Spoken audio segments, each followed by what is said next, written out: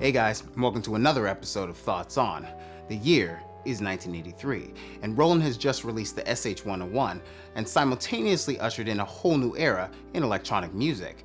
Analog synths are big, but the 80s hairstyles are even bigger. Sweatbands over real bands, and no one can escape the evil of the thriller. Alongside the recent release of the TR-08 in 1981, the Roland sound is the heartbeat of dance floors from LA to NYC. Booming bass drums, snappy snares, and that quintessential cowbell are all part of the 808 and its sensational sonic signature. The TR-08 came equipped with 16 all-analog drum sounds, including hand claps, congas, rim shots, and of course, that 808. The intro to Whitney Houston's I Wanna Dance With Somebody, African Bambaata's Planet Rock, the flip-flop reverses of the Beastie Boys' Paul Revere. Oh yeah, and my personal favorite, Marvin Gaye's Sexual Healing, just scratched the surface of Roland's most righteous reach in music at the time. The TR-808 was the heart and soul of more hits and misses than probably any other drum machine ever created, and rightfully so. The Roland SH-0101 is definitely the lesser known of the two, being overshadowed by its far superior family members, the Jupiter 8 and Juno 60. The Roland SH-0101 found favor with the budget keyboardists. It appears Roland has been busy in the kitchen, and they've cooked up two brand new synths with some very familiar faces. But so what? It's 2017, and are we here to look over our shoulder into the past or attempt to gaze ahead into the future of synthesis? Let's briefly discuss who these new boutiques are for and if Roland's new offering can do the legacy their legendary vintage counterparts left justice. The Roland TR-08 and SH-01a are part of Roland's boutique line of synthesizers, which currently includes the likes of the TR-09, a 909 drum machine recreation, the TB-03, JX-03, JP-08, and a stable of more digital reissues.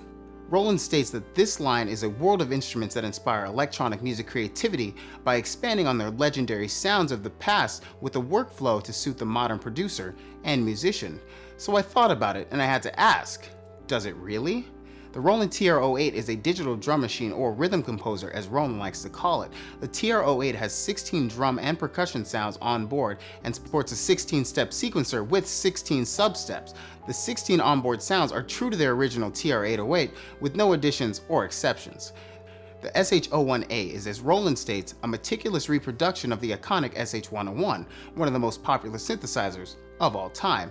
And while I definitely agree with the latter part of that statement, the SH-01a is a case of having all the glory, but no guts. Well, analog guts, that is. Sorry to disappoint some, including myself, but digital is what's being served up here, as with the majority of the boutique line. Sound-wise, you have a pulse and sawtooth oscillator and a sub-oscillator. White noise is on board as another sound option, as well as a 100 step sequencer and arpeggiator, which is identical to the original. What you do get though is not one, not two, not three, but 4 voices of polyphony this time around.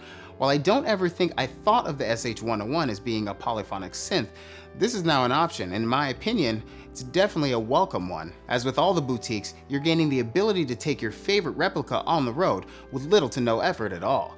The original SH-101 always made this possible, though you had to find a half dozen C batteries to make this possible. Now, you can easily scoop up your 08 or 01a with little hassle and just 4 AA batteries. The TR-08 is new, sure, but honestly the TR-8 may still be a better choice, offering cool effects like scatter that can reverse, glitch, gate, truncate, stutter, and perform all manner of rhythmic variations, as well a per-step reverb and delay effect with dedicated knobs, and of course there's the 909 in this box too.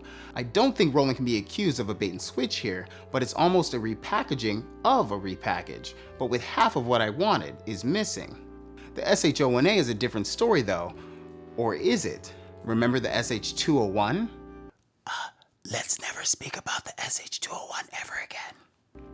In 2014 though, Roland released the SH-101 plug-out synth, and while to me, digital is digital, and the plug-out version, while once again a Roland crippled creation, is a VST which allowed virtually unlimited instances. It almost seemed like a game of trade-offs. We'll give you polyphony, but we'll keep the time-based effects. We'll give you the hardware interface, but the keyboard is extra. The Roland SH-101 plug-out used the exact same analog circuit behavior technology, or ACB, once again showing me that Roland gets an A for effort, but an F for innovation. If you've been around the channel for a while, I'm pretty sure you all know how much a fan of analog synths I am.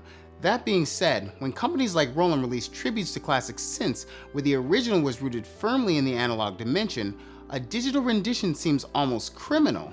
Sure, the TR-08 has the look and feel down pat, but at this point, the 808 clone has been done to death. My first experience with the sounds of the 808 came from Propellerhead's Rebirth, which offered much more than seems on the plate here. Let's be honest. The TR-8 is much more feature-rich than the TR-08, offering both TR-808 and TR-909 in one package with more functionality, sounds, and effects to boot. To me, the TR-08 is just Roland's way of asking, would you like to be sonically handcuffed in the name of nostalgia? To this I say, no thanks. For just $350 each, the Duo doesn't seem like too much to ask for what is here. But at the end of the day, it's really up to you. There is no doubt that Roland loves money. They're a large corporation after all. In the past though, I've questioned their simple nostalgic cash grabs and at times crippling of hardware for no apparent reason. With the release of the 808 documentary and Roland's forthcoming SE-02 synth and supremely surprising System 500, maybe Roland has finally found the path to true tribute status by offering options for analog purists and synth fanboys and fangirls alike. My issue? Roland seems so set on flashbacks though that at times it seems with every future release, Roland has one foot in the past, one foot in the present, but unfortunately, they're not going anywhere. Only Roland knows whether or not they want to be the ones to push the boundaries of synthesis, but they seem to know exactly what their customers want today. But will they be the ones to eventually be on the bleeding edge of the synthesis of tomorrow? I don't have these answers. Let me know in the comments section your thoughts on the TR-08 and SH-01a. Are you excited to have another taste of Roland's blast from the past? Or is the boutique line just not for you? Do you think Roland is doing a good job of giving us what we want? Or are they too satisfied with rehashing the former successes? As always, I look forward to your feedback, and remember to smash that like button and subscribe, and follow me on Instagram and Twitter. Thanks again for watching, guys. These were just my thoughts on